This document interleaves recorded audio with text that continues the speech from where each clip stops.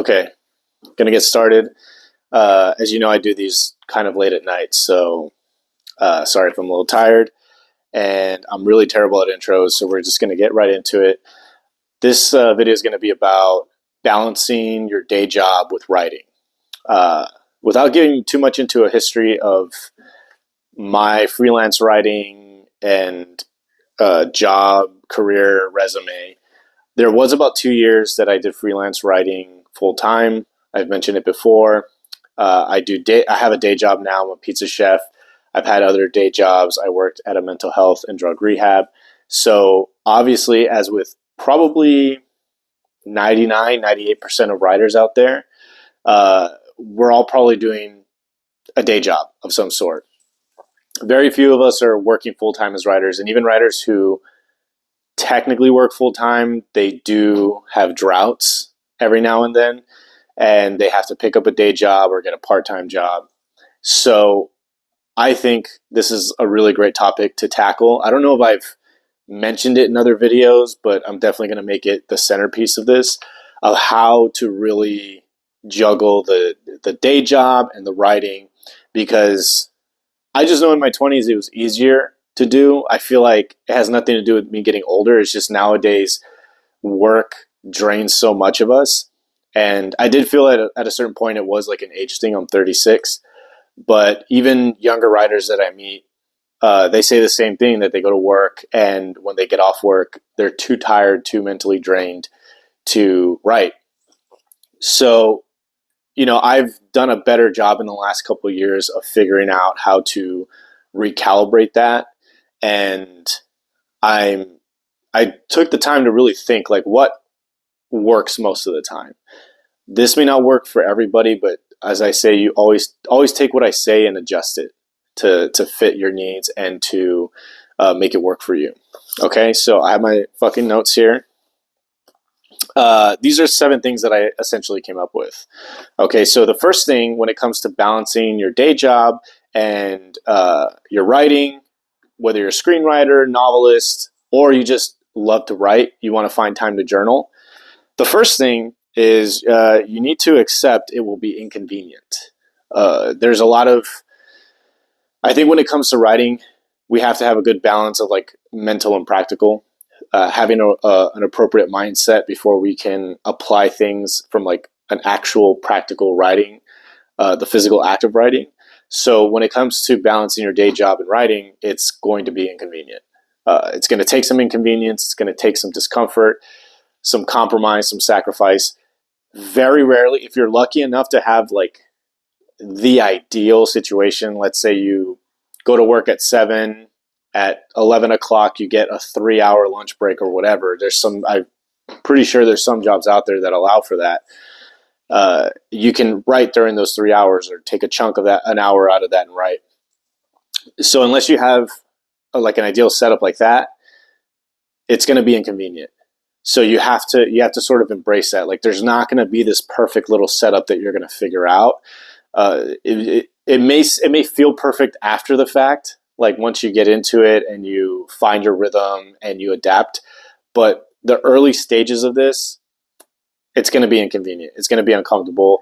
You're not going to like it. You just have to accept that part and just hope that maybe it doesn't turn out as bad as you think when it comes to juggling both those things.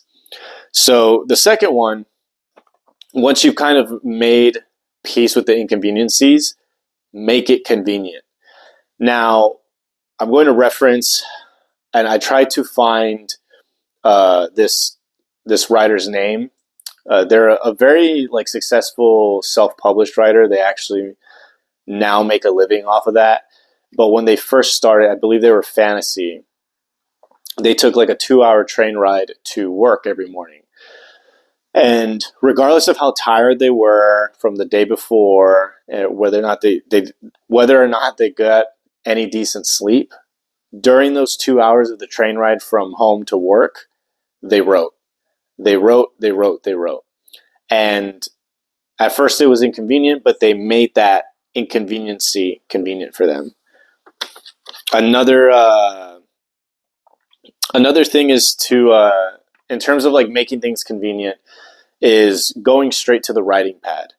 Now, what I mean by that is any little window of time that you find where you can write, just go straight to the writing pad. And if you want to sit there and say, I don't have time to write, if you have time to watch this video, you have time to write. It doesn't take a lot. You don't have to spend an hour, 2 hours. And I'll get to this later. It's just a little bit of time is all you need. If you've spent half an hour on TikTok or whatever, you have time to write. It's just a matter of replacing sort of the default of what you do, whether it's be lazy and just watch YouTube or get on TikTok or scroll through Instagram. You have to replace that with the writing pad. You have to go straight to the writing pad. So when you're at work and you feel compelled to scroll your Instagram for 10 minutes, train yourself. This is where it's kind of becoming inconvenient, but you make it convenient because you're so attached to other defaults. Train yourself to not go for your phone, go for the writing pad. So you have to make it convenient. That's sort of the key phrase there, is you make it convenient. The third thing is start now. One of the worst things, and I'm guilty of it too, is saying, I'll start tomorrow, or I'll start in a week. It's Thursday. I'll wait till Monday because it's Monday. Who wants to start? Start now. Like as soon as you finish this video, start now. Simple as that. Number 4 is easy goals achieve hard tasks. So I'm going to repeat that again. Easy goals achieve hard tasks, like training for the marathon. For the average person, a marathon is a hard task. I mean, even for a professional runner, I ran in college, marathon would be difficult, especially if I'm going for a specific time. But finishing a marathon for most people is a very hard task. You don't go out the first day of training and try to run 26.2 miles. You do a couple miles over several weeks, then 3 miles, 4, you build up to it. Small little tasks, maybe cutting back on your diet, etc., etc. The same goes for writing. You have to start small. Stuff that is like almost embarrassingly easy to accomplish, because that's really the most important thing, is finishing these tasks. And over time, you're going to accomplish that bigger task of writing your first screenplay, writing your first novel. And there's another part in here that kind of goes with what I'm trying to make here, the point I'm trying to make here. Again, it's like 1 a.m, so bear with me if I stumble through my words. Number 5 is going to be allow for minor failures, but put a limit on it. In other words, what I would do is if I make a pattern or a goal, I'm going to write twice a week, Tuesday and Thursday, whatever. I'll give myself some leeway to where, okay, maybe I'll go a week without writing, but I'll put a limit to it where I'll say I'll never miss more than 3 days of writing. So if I miss Tuesday and I miss Thursday and I miss Tuesday again, I make sure that I write Thursday no matter what. There is a limit. I allow for a little bit of failure, but there is a limit. And you don't allow the same failure twice. So you don't miss Tuesday, Thursday, Tuesday, and then write Thursday, and then repeat the whole cycle again. You get back on it.